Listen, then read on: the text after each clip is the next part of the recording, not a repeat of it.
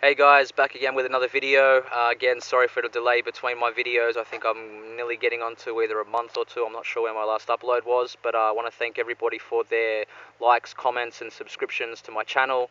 I appreciate it, and you're certainly helping me motivate to stack high and stack higher. I just wanted to share a few more of my pickups from my last video. I think I said I was going to pick up a couple of rolls of silver and some gold, and as you can see in the video, I've pretty much come through with that. But exactly what I did pick up, I'll just go through.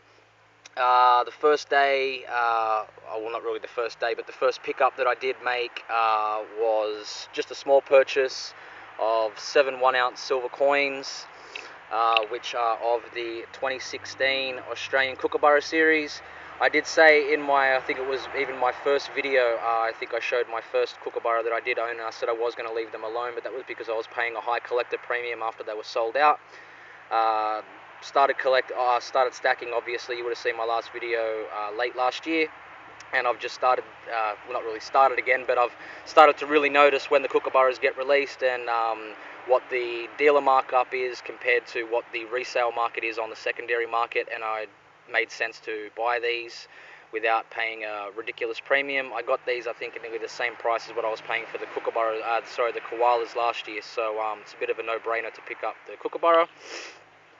Everybody's seen the reverse of, this would be the obverse of a Kookaburra, but yeah, beautiful, beautiful coins that internationally liquid, and yeah, everybody knows them. They're world famous and just really, really nicely crafted coins. So other than that, I'll just stick with the theme. I couldn't help myself the week after, and I said I was going to stick to mint rolls. It's not that one I need, it's this one. I picked up a complete mint roll of 2016 Kookaburras again. Just showed you the coins, but really, really cool to have them in a mint roll. I'm really, really addicted to these now.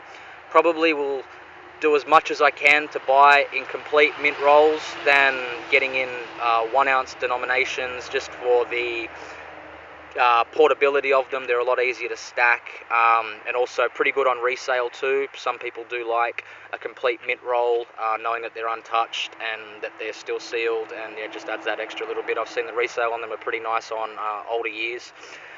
So there was 20 of them that I picked up, as well as while I was there, I didn't have enough to get a full 2 rolls, so I got another 15, and I requested that it was kept in a mint roll, so they just chopped off 5. Just keeps it like easier for the portability, like I said, but really happy. That took my Kookaburra tally up to 42, so there was 20, the 15, and the 7.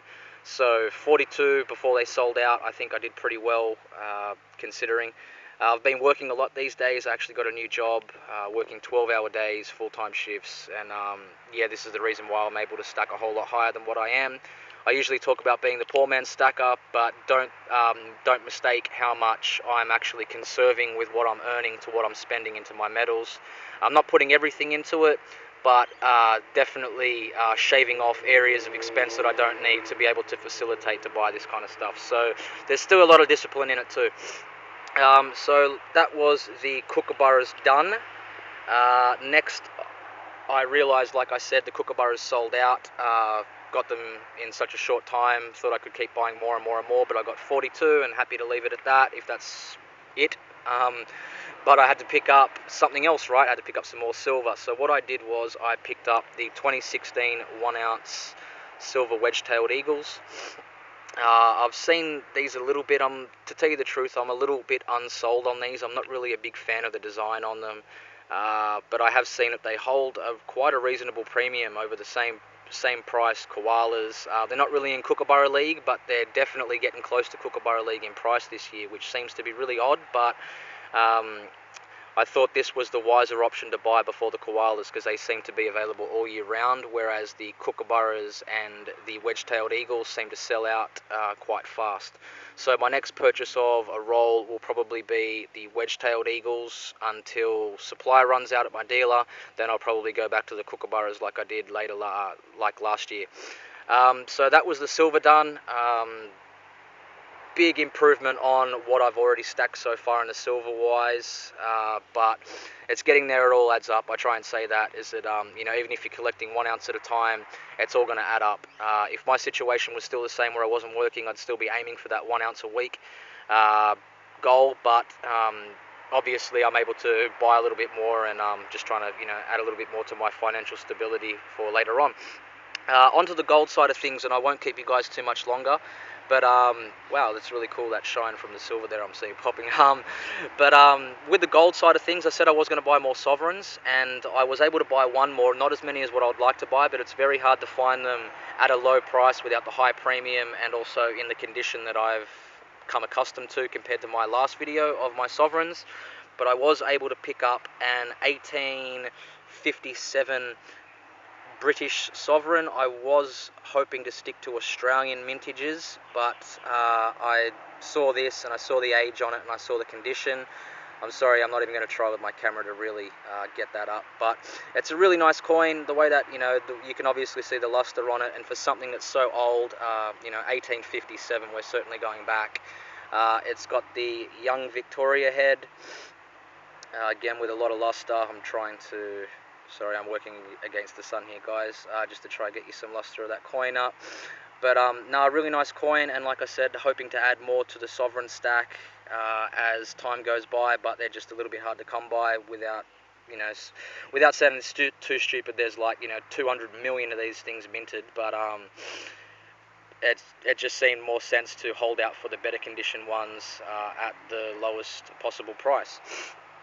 So that was the only gold sovereign that I picked up done. This was actually a pickup yesterday. I picked up this 120 ounce gold panda from the China Mint, still kept in its sealed packaging. It's a 2014 coin. I didn't have much interest in pandas because you see the premium that they have, and also a lot of fakes from China.